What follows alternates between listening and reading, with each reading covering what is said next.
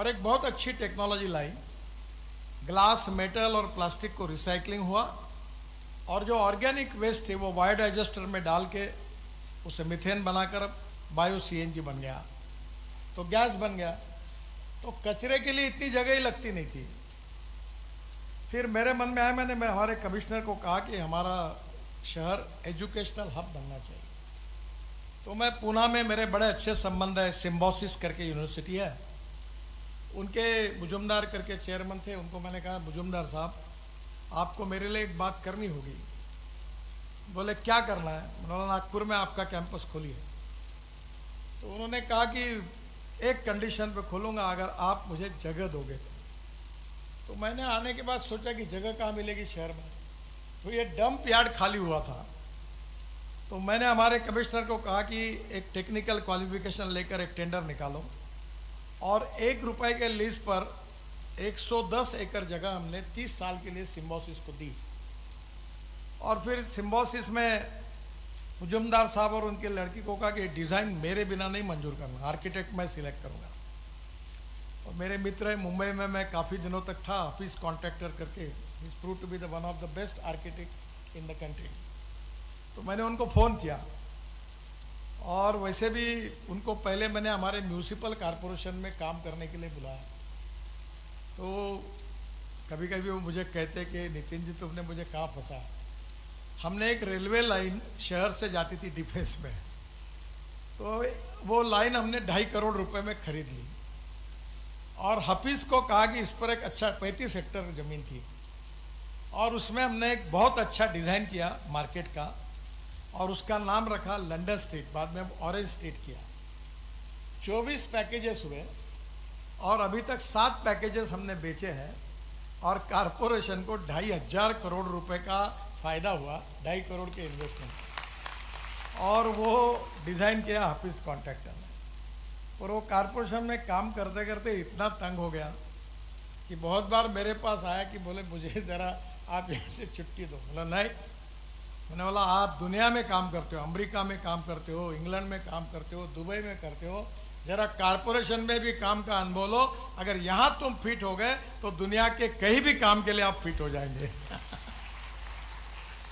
अभी 7 पैकेजेस हो गए पूरे। तो उनको मैंने कहा कि यूनिवर्सिटी का डिज़ाइन करो। यूनिवर्सिटी आई, 450 करोड़ का कॉम्प्लेक्स बना। It is suppose to be one of the best complex in the country. अब 15,000 लड़के पढ़ रहे हैं और जितने पढ़े उतने फॉरेन में चले गए। बहुत लोगों को रोजगार अच्छा देश में मिला और बहुत से फॉरेन में चले गए।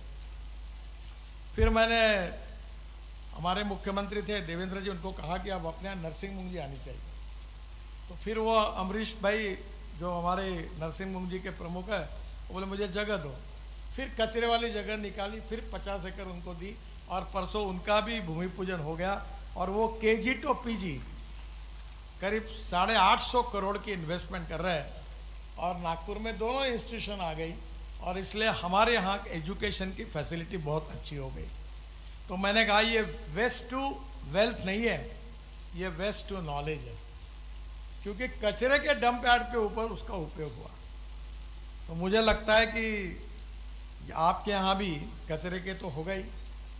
अनुराग जी अब हमारे यहाँ से आए, उन्होंने 3 बातें उनकी विशेषता है।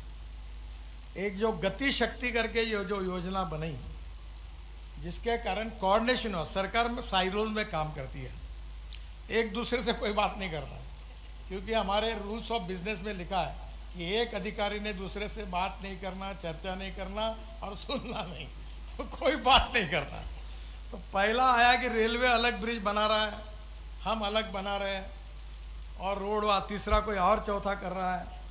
तो फिर प्रधानमंत्री जी बोलते थे बार बार ये साइलोज में चलता है। तो अनुराग जी का कंट्रीब्यूशन है देश के लिए कि उन्होंने गति शक्ति, ये जो प्लेटफॉर्म खड़ा किया, अब इसके कारण हमको सब समझ जाता है। और जो उन्होंने उनके भाषण में कहा, आप जिस स्टेट से आए हो, ये गति शक्ति को, इस सॉफ्टवेयर को ले जाकर आप इसकी शुरुआत करिए। इतनी बड़ी बड़ी मिस्टेक है कि मैं अभी दिल्ली बेंगलोर से चेन्नई एक्सप्रेस हाईवे हेलीकॉप्टर से देख रहा, तो 3 बड़े बड़े टावर रोड में आए और उसको उठाने के लिए 300-400 करोड़ खर्चा कर रहे हैं। तो मेरे साथ वो भी मध्य प्रदेश के थे, अच्छे अधिकारी थे, पांडे करके, सागर के, रिटायर्ड हुए भी, मेंबर रहने चाहिए। मैंने कहा पांडे जी तुमने आईआईटी पास किया है ना? बोले हाँ। बोले तुमको समझ में नहीं आता ये टावर से थोड़ा रास्ता सरका देते तो ये 450 रुपये काय के लिए खर्चा होते हैं? बोले साहब आप सही है, पर ये डीपीआर वालों ने गलती की। ये डीपीआर वाले तो इतने महान लोग हैं कि एक एक जन को पद्मश्री और पद्म विभूषण नहीं देना चाहिए। मैंने कितने गंदे काम हो सकते हैं, कितने इंजीनियरिंग पॉइंट ऑफ व्यू, कोई घर में बैठ के गूगल पे ही प्लान करते हैं। आई एम सॉरी अगर उनमें से कुछ हो गए तो उनकी क्षमा मांगता हूं। भाई पैसा 2 पैसे ज्यादा लो, काम परफेक्ट करो ना। और हम सब जो हमारा चलता है मिनिस्ट्री का झंझट, अनुराग जी और हमको यही ये नया ईओटी दो, एक्सटेंशन ऑफ वर्क दो, एडिशनल स्कोप ऑफ वर्क करो, पूरा डीपीआर गलत, अलाइनमेंट गलत, और हम यही करते करते हमारी सब समय चला जाता है। तो पहली बात परफेक्शन इन डीपीआर। और इसलिए हमारे जो पीडीआरओ होते हैं और आपके एग्जीक्यूटिव इंजीनियर, डेप्यूटी इंजीनियर होते हैं, वो कोई भी रोड प्रोजेक्ट करने के पहले कभी साइट पर जाते हैं क्या? देखते हैं क्या उसको?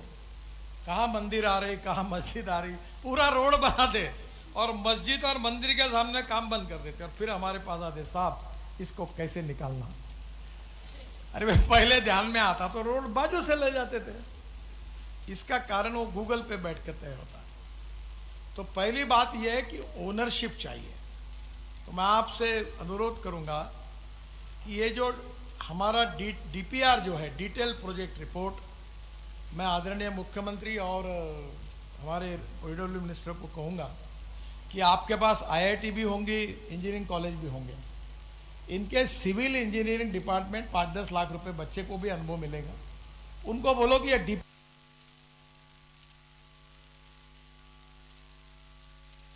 चेक करो, और आपको ये डीपीआर अगर चेक होगा तो बहुत सी गलतियां ध्यान में आ जाएगी, जिसके कारण फ्यूचर के प्रॉब्लम नहीं आएंगे। तो पहली बात तो एक स्वाभाविक है, और दूसरे फिर अथॉरिटी इंजीनियर है। अभी हमने काफ़ी सुधार किया है उसमें। ये इनको इंडिपेंडेंट इंजीनियर कहा था, कहते हैं। मैंने कहा पहले इनका नाम बदलो, ये डिपेंडेंट इंजीनियर रखो। कोई तो भी 70 साल का, 75 साल का रिटायर्ड आदमी, वही डीपीआर बनाने वाली भी कंपनियां उनकी है। बाकी भी मैं तो बोला अभी ऑफिशियल करो, जितने गवर्नमेंट सर्वेंट हैं उनको डीपीआर बनाने के लिए और प्रोत्साहित करो लगे तो, क्योंकि उनके नॉलेज का और एक्सपीरियंस का उपयोग होगा। अब ये जो इंडिपेंडेंट इंजीनियर है, अब उसके लिए भी हमने काफ़ी चेंजेस किए। जब अनुराग जी थे अब उनको जिम्मेदार पकड़ा, और इसलिए ग्राउंड लेवल पर यह 2-3 बातें जब तक नहीं हो पाएगी तब तक मुझे लगता है कि हमारा परफेक्शन नहीं होगा। आज हमारे देश का रोड नेटवर्क 63 लाख किलोमीटर है। We are the second largest in the world. और मुझे बड़ी खुशी हुई क्योंकि अभी सुंदरलाल पटवा जी जब मंत्री थे और मैं मुंबई में मंत्री था, तो सुंदरलाल पटवा जी ग्रामीण विकास मंत्री थे और मेरे पीछे मुंबई में मेरे घर पे ही उतरते थे। मेरे उनके पारिवारिक संबंध बहुत घनिष्ठ थे।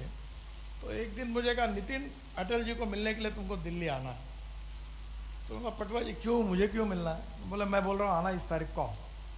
मैं कुछ बोल नहीं पाया, मैं बोला आता हूँ। मैं अटल जी के पास गया और उन्हें पहले बात करके रखी थी और अटल जी ने मुझे कहा कि तुमने वो शहरों में बहुत काम किया, फ्लाईओवर वगैरह, तुम ये प्रधानमंत्री, ये जो ग्राम सड़क योजना है गांव को जोड़ने वाली, ये तुम बनो। और 3-4 महीने मैंने उसके ऊपर काम किया। पटवा जी को प्रेजेंटेशन दिया, अटल जी को दिया, योजना उनको दी। फिर 1.5-2 महीना कुछ हुआ ही नहीं।